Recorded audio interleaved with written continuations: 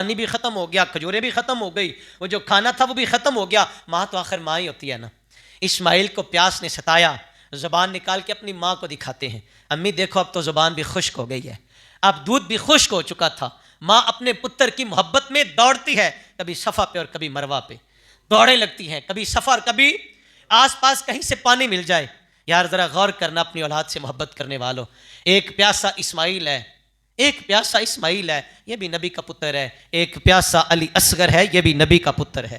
اپنی اولادوں سے محبت کرنے والوں، دین والوں نے کتنے دکھ دیکھے ہیں، دین والوں نے کتنی تکالیف کا سامنا کیا ہے. کبھی کبھی سوچا کرو یار، کبھی کبھی دنیا سے ہٹ کے نہ ذرا دین کو تھوڑا سا وقت دیا کرو. اس دین کو ہم تک پہنچانے کے لیے کتنے جتن کیے دین والوں نے، کتنے دکھ دیکھے، کتنی پیاس اور کتنی بھوک کا جناب انہوں نے سامنا کیا.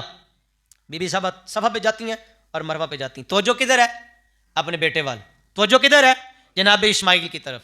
اور جہاں سے حضرت اسماعیل نظر نہیں آتے تھے وہاں سے بی بی صاحبہ دوڑتی ہیں تیزی کے ساتھ.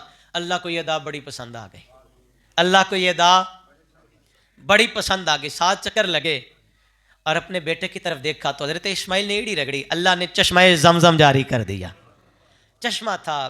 بی بی صاحبہ دوڑ کے جب پتر کے پاس آئیں تو پانی تھا، جلدی جلدی سے آپ نے کارڈ بنا کے کہا یا ماء زمزم، اے پانی رک جا، ٹھہر جا. نبی پاک علیہ السلام نے فرمایا اللہ رحم کرے اسماعیل کی والدہ پہ، اگر یہ نہ کہتی تو چشمہ ہی نہیں زمزم کے دریا ہوتے. اب بی بی صاحبہ بڑی خوش تھی، بڑی راضی تھی. میں نے ایک جملہ عرض کیا ہے، اللہ والوں کی اداؤں کا نام حج ہے. بی بی صاحبہ کا یہ دوڑنا اللہ کو کتنا پسند آیا. پیچھے صبر، اللہ کی رضا، اللہ کی محبت، اور سارے کا سارا ما اخذ کیا ہے، اللہ تو راضی ہو جا.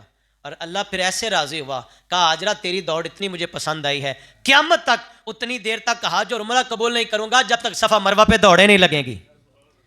حاجی جب تک صفا مروہ پہ دوڑ نہیں لگائے گا. اور وہ حصہ مختص کر دیا گیا جہاں سے بی بی صاحبہ تیزی کے ساتھ دوڑتی تھی. اب حکم یہ ہے عمرہ اور حج کرنے والوں کو جب صحیح کرتے ہیں، کہا یہاں سے تیزی کے ساتھ دوڑنا، یہاں سے تیزی کے ساتھ دوڑنا. یہاں تو چشمہ زمزم جاری ہو گیا. یہ بھی نبی کا پتر ہے. ذرا کربلا والوں کو بھی دیکھنا، وہ اللہ کی رضا مان کے بیٹھے تھے.